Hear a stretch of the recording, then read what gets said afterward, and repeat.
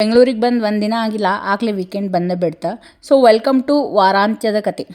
So ಇವತ್ತಿನ special guest ನಮ್ಮ ಯಜಮಾನ್ರ.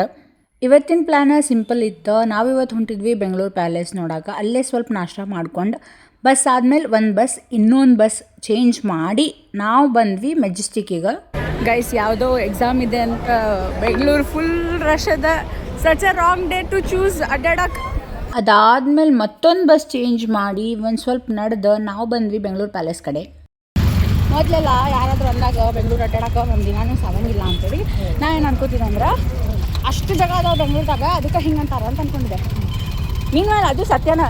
ಬಟ್ ಒಂದು ದಿನ ಎದು ಸಾಲಂಗಿಲ್ಲ ಅಂದ್ರೆ ಅರ್ಧ ದಿನ ಬಸ್ ಫಿಗರ್ ಔಟ್ ಮಾಡಿ ಯಾವ ಬಸ್ ಎಲ್ಲಿಗೆ ಹೋಗ್ತೈತೆ ಅಂತ ತಿಳ್ಕೊಳ್ದಾಗ ಹೋಗ್ಬಿಡ್ತೈತಿ.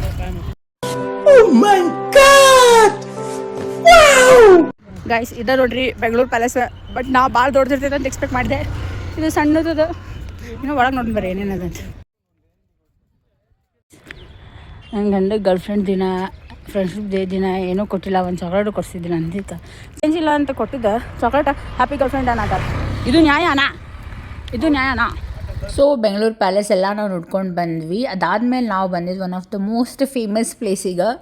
ಆ್ಯಂಡ್ ಇಲ್ಲೇ ನಾವು ಏನು ತಿಂದ್ವಿ ಆ್ಯಂಡ್ ಹೆಂಗಿತ್ತು ಟೇಸ್ಟ್ ಅಂತೇಳಿ ನಾನು ನಿಮ್ಗೆ ನೆಕ್ಸ್ಟ್ ವೀಡಿಯೋದಾಗ ಹೇಳ್ತೀನಿ. ಅದಾದಮೇಲೆ ಮತ್ತೆ 2 ಬಸ್ ಚೇಂಜ್ ಮಾಡಿ ನಾವು ಬಂದಿದ್ದೆ ವಿಜಯನಗರ ಡಿಮಾರ್ಟಿಗೆ. ಒಂದಿಷ್ಟು ಎಸೆನ್ಷಿಯಲ್ಸ್ ತೊಗೋಬೇಕಂತೇಳಿ ಬಂದಿದ್ವಿ ನಾವು.